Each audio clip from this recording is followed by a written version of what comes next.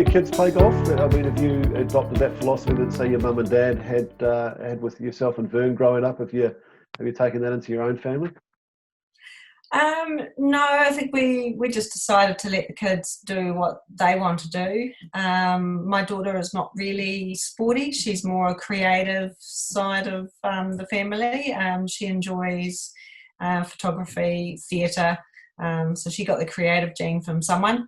My son is a sportsman, so he plays a lot of cricket. He does play golf. He's been playing for the last couple of years, just through winter when it doesn't interfere with his cricket technique too much. But it's golf and cricket are quite difficult to play both at the same time because there's too many similarities with them. So he's cricket is his chosen sport, which he enjoys, but it's not something I want to force my kids to do. I'm just more than happy for them to be happy doing what they want to do. How did so you obviously have got back into golf, post, I guess, that period you're talking about with the kids there. So you started representing Auckland, and it looks like you've well, Manawatu Wanganui, it looked like you've represented them as well, Yep. as well as got involved into the Masters scene. So when I was in Auckland, I was a member at Howick Golf Club. So that was a couple of years after we shifted to Auckland. When I first shifted there, I was pregnant with Max, our second child. So after a couple of years, decided to play a bit more again and joined Howick and started playing pennant competitions. In Auckland, as you probably aware, it's quite difficult to get on courses in the weekends without it costing a huge amount of money in green fees. So playing pennants for a club is actually a good way to get to play all of the Auckland courses. So I did enjoy that. And then was approached by a couple of friends of mine I've known over the years in Auckland if I would like to get involved in selecting for Auckland. So Kay Carroll and myself became Auckland selectors, and I did that for 6 years while we were up in Auckland. Really enjoyed seeing that next wave of players come through and watching them grow. And then from there, met up with a couple of other friends from the old golf days as well, and they asked if I'd be interested in being a New Zealand selector or applying to be a New Zealand selector. So at the time it was Anne Seed from Timaru and Cherry Kingham from Auckland, and Cherry was wanting to step aside, so she asked if I'd be interested in getting involved in New Zealand golf. So I also took on I applied and was accepted, so took on that role as well. So and to this day, Annie Seed and I still are the New Zealand women's selectors. I mean, it's been great to see, I guess, the rise of women's golf, on the national scene and international scene, and the profile that it's enjoyed. I mean, it's arguably enjoyed a higher profile than the men's game, and I guess largely that's been on the back of Lydia Ko, who really burst onto the scene, and all of a sudden golf was back on the news and back in our newspapers. Talk us through, I guess, the state of New Zealand's women's golf at the moment, and Lydia's still there. She's not as high profile as I guess she was, but she's still there and thereabouts, and we've had some other good ones coming through as well. Yeah, I mean, Lydia's done a lot for New Zealand women's golf since she came through, even as an amateur, came through the ranks. There was always Lydia Ko from North Harbour and Cecilia Cho from Auckland that had many a battle in the amateur ranks. And yeah, her shoot to stardom in the professional ranks has been a huge inspiration, I guess, to a lot of the young ones here in New Zealand.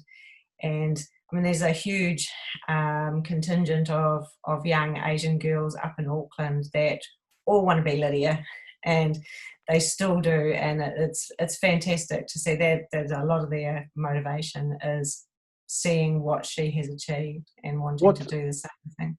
What makes Lydia so good? I don't know. That's a good question. I guess she's had an incredibly good work ethic. Always right from when she was very young. She's worked very hard at the game, and consistently done that as well. I think her consistency with her practice routines and just the professionalism behind, I guess, her whole routine is probably has helped with that. Yeah. It was great a couple of years ago to have the Women's New Zealand Open up there at Windross Farm, I think it was, and I see you're involved in that from an organisational side on the volunteering. Is that correct? Yes, I just volunteered as. I didn't actually get to see much of the golf, but yeah, was volunteering in one of the sheds just to help get all the what do you call them, the scorers kitted up with their walkie-talkies and clipboards and out and about on the course. So it was a very well run event, and it was interesting to be part of that and to see how things are run behind the scenes. So they did a very good job. Now, coming back to Paraparaumu Beach, as you might have seen if you watched a few of these, I always ask the individuals what their favourite hole is here on our links. Does Lisa Herbert have a favourite hole or holes?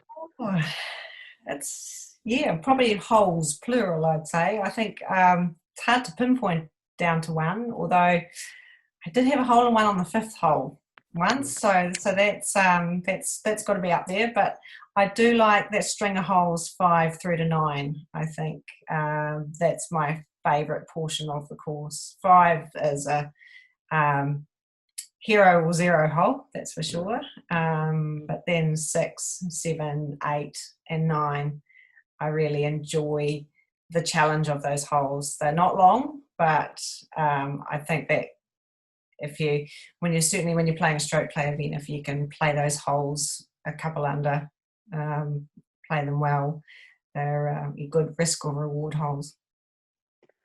What are you doing nowadays? So you're in Palmerston North, is that what you said? We are, yes. We're back in Palmerston North. Been here 3 years now. So I work at Manawatu Golf Club. So I work in the pro shop there. So I've kind of done a full rotation. Was when I did my traineeship living here in Palmerston North. Before, I used to work at Palmerston North Golf Club for Andre White.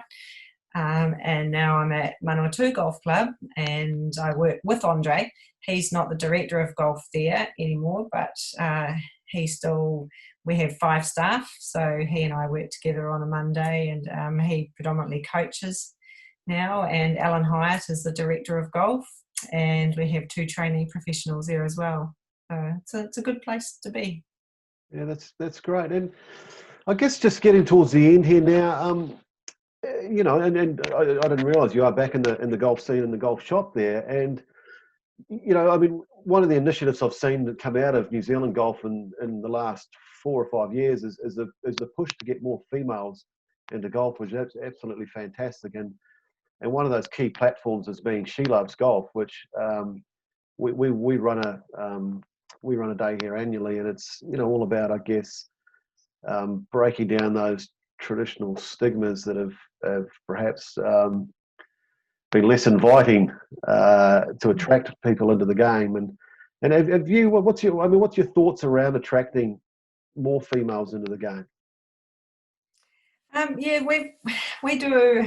We haven't actually got involved in the She Loves Golf at Manawatu, but we have other programs in place there called Discover Golf, and that's brought a lot of women into the game. And then a spin-off from there is we have a 5 at 5 on a Wednesday evening. So the not just women either, but anyone new to the game can come along and continue from the Discover Golf program and play 5 holes at 5 o'clock and have wine and cheese and nibbles afterwards. They probably come more for the wine and the cheese. But it is, I think it helps to have there has to be a social aspect to it. And women are always, I think, quite reluctant to go and do something new on their own, but if they can do it with a group of friends and learn together, they learn much better in packs than a man will happily sign up and have lessons and learn by himself. But the women work better when they are learning together.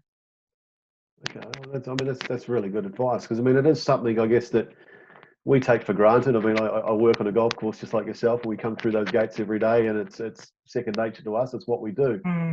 But for example, I put my wife in the vehicle with me, and she's instantly on edge, as soon as we go through those gates. And I guess it's that stigma of perhaps traditionally what golf clubs have stood for, which isn't necessarily, I guess, in reality,